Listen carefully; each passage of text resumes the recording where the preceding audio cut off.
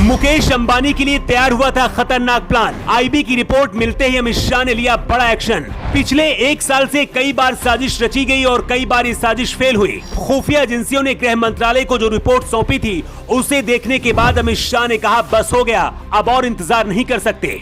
कहते हैं अगर आप दुनिया के सबसे गरीब इंसान हैं, तो सबसे अमीर इंसान से फिर भी बहुत सुखी और खुश हैं, क्योंकि आप अपनी जिंदगी के अपने फैसले खुद लेते हैं। लेकिन जब आपके पास बहुत ज्यादा पैसा हो जाता है तो देश के सबसे अमीर व्यक्ति की जिंदगी भी अपने कंट्रोल में नहीं होती है। अंबानी परिवार मुंबई के अपने जिस इंटेलिया घर के अंदर रहता है, यहाँ पर पत्ता भी अपनी मर्जी से नहीं हिलता है। लेकिन यहाँ कुछ बड़ा होने वाला था जिसकी तैयारी 1 साल पहले से हो रही थी। कुछ दिन पहले ही गौतम अडानी को जेड प्लस सुरक्षा गृह मंत्रालय ने दी थी। प्रधानमंत्री के बाद जेड प्लस सुरक्षा देश की सबसे बड़ी और खतरनाक सुरक्षा घेरा होता है। एक इंसान की सुरक्षा में 50 से 60 कमांडो लगे होते हैं। इसमें सबसे खतरनाक ब्लैक कमांडो होते हैं। मुकेश अंबानी को लेकर आईबी ने जो रिपोर्ट अमित शाह तक पहुंचाई थी, उसे देखने के बाद ही मुकेश अंबानी को जेड प्लस सुरक्षा घेरा दे दिया गया। लेकिन सुरक्षा एजेंसियों की रिपोर्ट में क्या था और मुकेश अंबानी का सबसे बड़ा दुश्मन कौन है, आपको ये भी बताते हैं। फरवरी 2021 में अंबानी के घर इंटेलिया के बाहर से विस्फोटक से लदी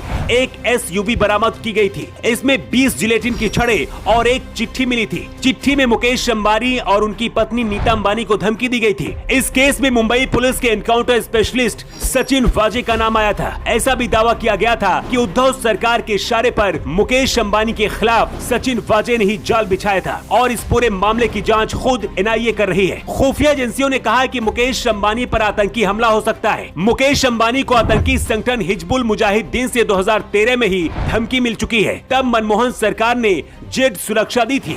अभी तक मुकेश अंबानी को जेड सुरक्षा मिली थी, लेकिन मुकेश अंबानी के पास करीब 15 से 20 पर्सनल सिक्योरिटी गार्ड भी थे जो साए की तरह हमेशा सुरक्षा करते हैं। इन गार्ड्स को इजराइल की सिक्योरिटी कंपनी ने ट्रेनिंग दी है।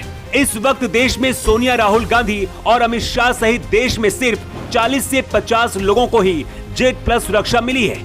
ये सुरक्षा पाने वाले गौतम अडानी और मुकेश अंबानी पहले बिजनेसमैन हैं। पीएम मोदी की एसपीजी सुरक्षा के बाद देश की ये सबसे बड़ी और खतरनाक सुरक्षा घेरा होता है। गौतम अडानी और मुकेश अंबानी देश के पहले और दूसरे सबसे अमीर इंसान हैं। 1 महीने पहले ही पीएम मोदी और अमित शाह ने गौतम अडानी को भी जेड प्लस सुरक्षा दी थी। लेकिन इसी बीच आईबी और खुफिया एजेंसियों ने एक रिपोर्ट गृह मंत्रालय के पास भेजी थी।